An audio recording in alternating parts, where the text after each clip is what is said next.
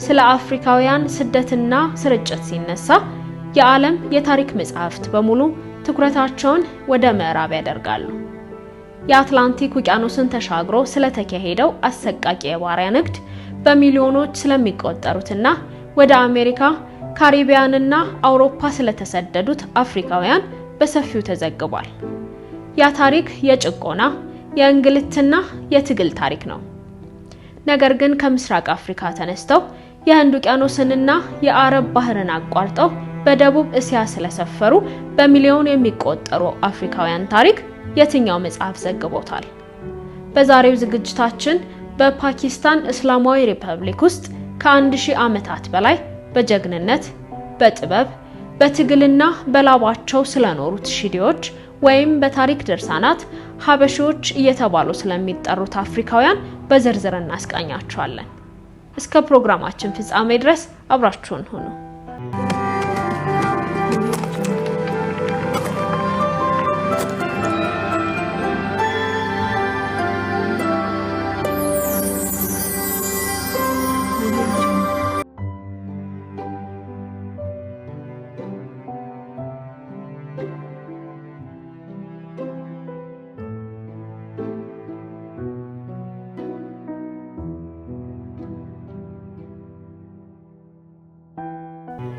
እነሱ መልካቸው የአፍሪካ ልባቸው ግን ፓኪስታናዊ ነው። በባዕድ ምድር ላይ ሰንሰለታቸውን ሰብረው ከተራ ወታደርነት ተነስተው የጦር አዛዥ፣ የነጻነት ታጋዮች፣ የባህር ላይ አንበሶችና የፖለቲካ መሪዎች ሆነዋል። ይህ ታሪክ የባርነት ብቻ አይደለም። ይህ ታሪክ አፍሪካዊ ማንነት በጥንካሬው የፓኪስታንን ታሪክ እንዴት እንደቀየረ የሚያሳይ እስካሁን ድረስ በአግባቡ ያልተነገረ ድንቅ ታሪክ ነው። ሺዲዎች ወደ ዛሬዋ ፓኪስታን የመጡት በአንድ የታሪክ አጋጣሚ ወይም በአንድ ዘመን ብቻ አልነበረም። ታሪካቸው በጣም የተወሳሰበና ረጅም ዘመናትን የተሻገረ ነው። በመጀመሪያ ሺዲ የሚለው ቃል ከየት መጣ? የታሪክ ተመራማሪዎች እንደሚስማሙበት ይህ ቃል ሰይዲ ከሚለው የአረበኛ ቃል የመጣ ነው። ትርጉሙም ጌታዬ ወይም መሪ ማለት ነው። ይህ ስያሜ በራሱ የሚያሳየው እነዚህ አፍሪካውያን በደቡብ እስያ ምድር ላይ ሲረግጡ እንደ ተራ ወይም ዝቅተኛ ፍጡር ሳይሆን በጦር ጥበባቸውና በታማኝነታቸው ምክንያት ጌቶች ወይም ከፍተኛ ክብር ያላቸው ወታደሮች ተብለው ይጠሩ እንደነበር ነው። በሌላ በኩል ደግሞ በጥንቶቹ የሙስሊም ነገስታት ዘንድ ሀበሺ ተብለው ይጠሩ ነበር። ይህም መነሻቸው ታላቁ የሀበሻ የኢትዮጵያ ግዛት መሆኑን ለማሳየት የተጠቀሙበት ስም ነበር። እነዚህ አፍሪካውያን ወደ ፓኪስታን የገቡባቸውን የታሪክ መንገዶች በሶስት ታላላቅ ማዕበሎች መክፈል እንችላለን። የመጀመሪያው እንደ አውሮፓውያን አቆጣጠር በ712 የእስልምና እምነት በዓለም ላይ በፍጥነት እየተስፋፋ በነበረበት ወቅት ወጣቱ የአረብ ሙስሊም ጀነራል ሙሐመድ ቢን ቃሲም የዛሬዋን ፓኪስታን ደቡባዊ ክፍል ወይም የሲንዲን ቀጠና ለመቆጣጠር ታላቅ ሰራዊት መርቶ መጣ። በዚህ የአረብ ሰራዊት ውስጥ በግንባር ቀደምትነት የተሰለፉት በፈረሰኝነትና በሰይፍ ውጊያ ወደር የማይገኝላቸው የምስራቅ አፍሪካ የሀበሻ ወታደሮች ነበሩ። እነዚህ አፍሪካውያን በፓኪስታን ምድር ላይ የመጀመሪያውን እስላማዊ ድል ካቀዳጁ በኋላ በዚያው መኖር ጀመሩ። በ13ኛውና በ14ኛው ክፍለ ዘመን በደቡብ እስያ የነበሩት የሱልጣን መንግስታት ወይም ደልሂ ሱልጣኔትና በባሎችስታን የነበሩት ካኖች በውስጣዊ የስልጣን ሽኩቻ ይናጡ ነበር። በሀገር በቀል ህንዶችና ከፋርስ በመጡ መኳንንት መካከል የነበረውን የኃይል ሚዛን ለመጠበቅ ሱልጣኖቹ የታመነና የማያወላውል ኃይል ፈለጉ። ፍለጋቸውም ወደ አፍሪካ ቀና። በሺዎች የሚቆጠሩ አፍሪካውያን ተዋጊዎች በራሳቸው ፈቃድ በከፍተኛ ክፍያ በቅጥረኛ ወታደርነት ውቅያኖሱን አቋርጠው መጡ። እነዚህ ወታደሮች በባህሪያቸው ለገቡት ቃል ታማኝ፣ በጦር ሜዳ ጨካኝና በአየር ንብረት የማይበገሩ በመሆናቸው በፍጥነት የነገስታቱ የቅርብ ጠባቂዎችና የጦር አዛዦች ለመሆን በቁ። ከ17ኛው እስከ 19ኛው መቶ ክፍለ ዘመን የኦማን ሱልጣኔት በምስራቅ አፍሪካ በተለይም በዛንዚባርና በሞምባሳ ላይ ሰፊ የበላይነት ነበረው። በሌላ በኩል ደግሞ የፓኪስታንን ጓዳር የተባለችዋን የባህር ዳርቻ ከተማ ይገዛ ነበር። ኦማናውያንና ፖርቹጋሎች በሺዎች የሚቆጠሩ የባንቱ ዘር የሆኑ አፍሪካውያንን ከታንዛኒያ፣ ማላዊና ሞዛምቢክ በኃይል በመንጠቅ በባሪያ መርከቦች ነው ወደ ማክራን ባህር ዳርቻ መጧቸው። እነዚህ ወገኖቻችን በጓዳርና በላስቤላ ግዛቶች ውስጥ በግብርና፣ በውሃ ጉድጓድ ቁፋሮና በንጉሳዊ ቤተ መንግስታት ውስጥ በከባድ የጉልበት ስራ ላይ እንዲሰማሩ ተደረገ። የፓኪስታን ሺዲዎች ታሪክ የጭቆና ብቻ ሳይሆን በደቡብ እስያ ታሪክ ውስጥ የወርቅ ቀለም ያለው የነጻነትና የጀግንነት ታሪክ ነው።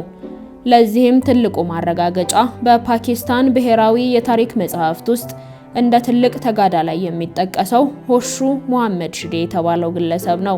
እንደ አውሮፓውያን አቆጣጠር በ1843 የብሪታንያ ምስራቅ ህንድ ኩባንያ በጀነራል ሰር ቻርልስ ናፒየር መሪነት መላውን የሲንዲ ግዛት በቅኝ ግዛት ስር ለማጠቃለል መጣ። የሲንድን ግዛት ያስተዳድሩ የነበሩት የታልፑር አሚሮች ነጻነታቸውን ለመጠበቅ ሰራዊታቸውን አደራጁ። የዚህ ሰራዊት ዋነኛ ምሰሶና እውነተኛው የጦር ስትራቴጂስት ደግሞ ሆሹ ሺዲ ነበር። ሆሹ ሺዲ የአፍሪካውያንን ታማኝነትና ወታደራዊ ጥበብ በተግባር ያሳየ መሪ ነበር። ብሪታንያውያን በዘመናዊ መሳሪያና በመድፍ የታገዘ ሰራዊት ይዘው በሚያኒና በዱባ ወንዞች ዳርቻ ላይ ጥቃት ሰነዘሩ። የታልፑር መኳንንት የብሪታንያን የጦር ኃይል አይተው ፍርሃት በገባቸውና እጃቸውን ለመስጠት በወሰኑበት በዚያ አስጨናቂ ሰዓት ሆሹ ሺዲ ግን ሰይፉን መዞ ወደፊት ወጣ። ከዚያም ወታደሮቹን በማስተባበር በብሪታንያ ሰራዊት ላይ ከባድ የደፈጣና የፊት ለፊት ውጊያ ከፈተ። በጦርነቱ ሜዳ ላይ በጀግንነት እየተዋጋ ደሙ እየፈሰሰ ባለበት የመጨረሻ ሰከንድ ላይ በሲንድ ቋንቋ መላው የፓኪስታን ሕዝብ ዛሬም ድረስ የማይረሳውን እኛ እንሞታለን፣ ደማችን ይፈሳል፣ ነገር ግን ውድ ሀገራችንን ሲንዲን ለቅኝ ገዢዎች አሳልፈን አንሰጥም የሚለውን ታሪካዊ መፈክር አስተጋባ። ሆሹ ሺዲ በዚያ ጦርነት ላይ ተሰውቷል። ነገር ግን የሱ ጀግንነት የብሪታንያን ጀነራሎች ጭምር አስደንግጧል። ጀነራል ሰር ቻርልስ ናፒየር በማስታወሻው ላይ ይህ አፍሪካዊ ተዋጊ ያሳየው ጽናት በህይወቴ ካየኋቸው ሁሉ የላቀው ነው በማለት ጽፏል። ብሪታንያውያን ለጠላት ወታደር የማይደረገውን ታላቅ ወታደራዊ የክብር ቀብር በመስጠት በሃይደራባ ከተማ ቀበሩት። ዛሬ በፓኪስታን ሆሹ ሺዲ እንደ ትልቅ ብሔራዊ የነጻነት ጀግና ይቆጠራል። ዛሬ በፓኪስታን የሚኖሩት ሺዲዎች ሙሉ በሙሉ ሙስሊሞች ናቸው። ነገር ግን የእስልምና እምነታቸው በደቡብ እስያ ከሚገኘው የሱፊዝም መንፈሳዊ መንገድና ከምስራቅ አፍሪካ ባህላዊ እምነቶች ጋር የተደባለቀ ፍጹም የተለየ መልክ አለው። የነሱ መንፈሳዊ ህይወት ማዕከል ደግሞ ፒር ማንጋሆ የተባለው መቅደስ ነው። ፒር ማንጋሆ በ13ኛው ክፍለ ዘመን የኖረ ታላቅ የሱፊ መሪ ነበር። የታሪክ ድርሳናት እንደሚሉት ይህ መሪ ወደ አካባቢው በመጣበት ወቅት ሺዲዎችን ከጭቆናና ከባርነት ነፃ አውጥቷቸዋል። በጥላው ስርም መጠጊያ ሰጥቷቸዋል። ስለዚህም ሺዲዎች እሱን እንደ መንፈሳዊ አባታቸው ያዩታል። የዚህ መቅደስ እጅግ አስገራሚው ነገር በውስጡ ያሉት ግዙፍ አዞዎች ናቸው። በሺዲዎች እምነት መሰረት እነዚህ አዞዎች ተራ እንስሳት አይደሉም። መሪው ፒር ማንጋሆ የራሱን ቅማል ወደ ውሃው ውስጥ በመጣል ወደ አዞነት ቀይሯቸዋል ተብሎ በማህበረሰቡ ዘንድ ይታመናል። በመቅደስ ውስጥ ያለው ትልቁና የእድሜ ባለጠጋው አዞ ሞር ሳሂብ ይባላል። በየዓመቱ በሚደረገው ታላቅ በዓል ላይ የሺዲዎች መሪ ለዚህ አዞ ትኩስ ስጋ ያቀርብለታል። አዞው ስጋውን ከበላ በዓሉ በስኬት ይጀመራል። ካልበላ ግን የዓመት የመከራ ይሆናል ተብሎ ይታመናል። ከሳይንስ አንጻር እነዚህ አዞዎች በዚያ የሙቅ ውሃ ኩሬ ውስጥ ለዘመናት እንዴት ሊኖሩ እንደቻሉ እስካሁን ሙሉ ማብራሪያ አልተገኘም። ነገር ግን በሺዲዎችና በአዞዎቹ መካከል ያለው ይህ ፍርሃት የሌለበት የቅርብ ግንኙነት የምስራቅ አፍሪካን የእንስሳትና የሰው ልጅ ትስስር ባህል ያሳያል። በየዓመቱ በበጋው ወቅት ማህበረሰቡ ሺዲ ሜላ የተባለ ታላቅ ባህላዊ በዓል ያከብራል። ይህ በዓል የፓኪስታን ሺዲዎች አፍሪካዊነታቸውን ለዓለም የሚያሳዩበት ትልቁ መድረክ ነው። በበዓሉ ላይ ሌዋ የተባለውን ውዝዋዜ ይደንሳሉ። ወንዶቹ ፊታቸውን ነጭ ጭቃ ይቀባሉ። በትከሻቸው ላይ ትላልቅ ከበሮችን ያንጠለጥላሉ። ከበሮው ሲመታ የሰውነት እንቅስቃሴያቸው፣ ዝላያቸውና የሚዘምሩት ዜማ ሙሉ በሙሉ በታንዛኒያና በኬንያ የባህር ዳርቻዎች ከሚደረገው የንጎማ ዳንስ ጋር አንድ አይነት ነው። እነሱ ቋንቋቸውን ቢያጡም ታሪካቸውን በከበሮ ሪትም ውስጥ ጠብቀው ቆይተዋል። የድሮው የንጉሳዊ ጠባቂነት፣ የጦር አዛዥነትና የጀግንነት ታሪክ ዛሬ የለም። ዛሬ በፓኪስታን የሚኖሩት ሺዲዎች በሀገሪቱ ውስጥ ካሉ እጅግ ድሆች፣ የተረሱና የተገለሉ ማህበረሰቦች አንዱ ናቸው። በፓኪስታን ውስጥ ባለው ማህበራዊ መዋቅር ምክንያት ሺዲዎች በቆዳ ቀለማቸውና በአፍሪካዊ ገጽታቸው የተነሳ በየቀኑ የዘረኝነት ጥቃት ይደርስባቸዋል። በከተማ ጎዳናዎች ላይ ሲጓዙ ማክራኒ ወይም ከማክራን የመጡ እየተባሉ ዝቅ ተደርገው ይታያሉ። ብዙ ጊዜም እንደ እውነተኛ የፓኪስታን ዜጋ ሳይሆን እንደ ባዕድ ወይም አፍሪካዊ ስደተኛ ተደርገው ይቆጠራሉ። በትምህርት ቤት፣ በስራ ዕድልና በፖለቲካ ውስጥ ያላቸው ተጠቃሚነት በጣም ዝቅተኛ በመሆኑ አብዛኛዎቹ ወጣቶች የወደፊት ተስፋቸውን ያጡ ናቸው። ነገር ግን ሺዲዎች በጭቆና ስር ተንበርክከው አልቀሩም። ዛሬ በማህበረሰቡ ውስጥ አዲስ የንቅናቄና የትምህርት ብርሃን እየመጣ ነው። ለዚህም ትልቁ ማሳያ ታንዚላ ቃምብራኒ የተባለችው ድንቅ ሴት ናት። ታንዚላ የተወለደችው በሲንድ ግዛት ውስጥ ከሚኖሩ ድሃ የሺዲ ቤተሰቦች ነው። ነገር ግን በትጋት ተምራ በኮምፒውተር ሳይንስ የማስተርስ ዲግሪ ያገኘች። እንደ አውሮፓውያን አቆጣጠር በ2018 በፓኪስታን የታሪክ ድርሳናት ውስጥ ታላቅ ተአምር ተፈጠረ። ታንዚላ ቃምብራኒ በፓኪስታን ታሪክ ለመጀመሪያ ጊዜ የሲንድ ግዛት ምክር ቤት አባል በመሆን ተመረጠች። ታንዚላ በፓርላማ ውስጥ ስትቀመጥ የራሷን ማህበረሰብ መብት ብቻ ሳይሆን በፓኪስታን ውስጥ ያለውን የቆዳ ቀለም ዘረኝነት በይፋ የተቃወመች የመጀመሪያዋ ደፋር መሪ ናት። እሷ የሆሹ ሺዲ የልጅ ልጅ መሆኗንና አፍሪካዊ ደሟ የማንንም ጭቆና እንደማይቀበል ለዓለም አስመስክራለች። ፓኪስታን በዓለም ላይ በክሪኬት ስፖርት የምትታወቅ ሀገር ናት። ነገር ግን ወደ ሺዲዎች መኖሪያ ወደ ሊያሪ መንደር ሲገቡ ክሪኬት የለም።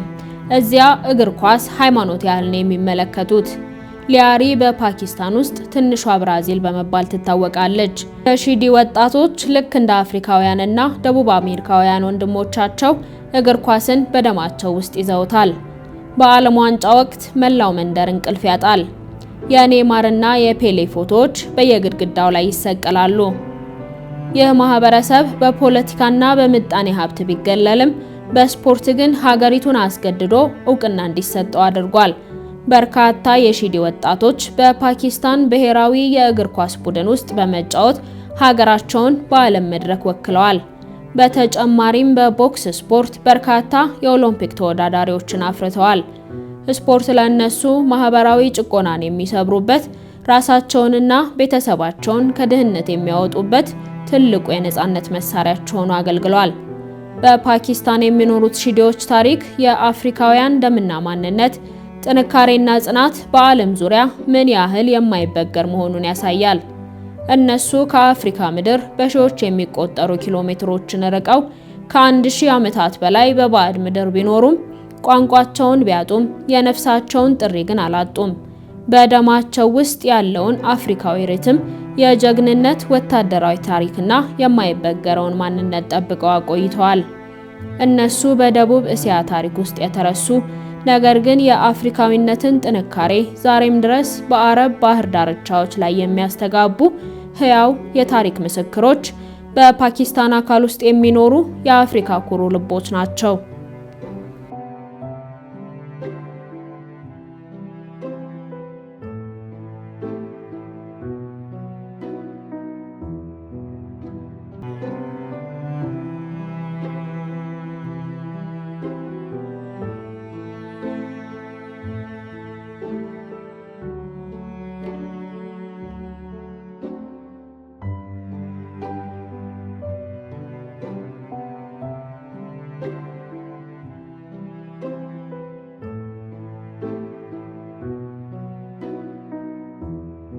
ውድ ተመልካቾቻችን ለዛሬ ያዘጋጀንላችሁ ፕሮግራም የተከታተላችሁትን ይመስል ነበር። ዝግጅታችንን ከወደዳችሁት ላይክ እና ሼር ማድረግ አትርሱ። ሐሳብ አስተያየቶቻችሁን ደግሞ በኮሜንት መስጫው ስር አጋሩን። ለሌሎች ተደራሽነቱ ይሰፋ ዘንድ ቻናላችንን ሰብስክራይብ በማድረግ ቤተሰባችንን ይቀላቀሉ። በቀጣይ በሌላ ለየት ያለና እውነተኛ የታሪክ አጋጣሚ ተመልሰን እንገናኛለን። እስከዚያው መልካም ጊዜ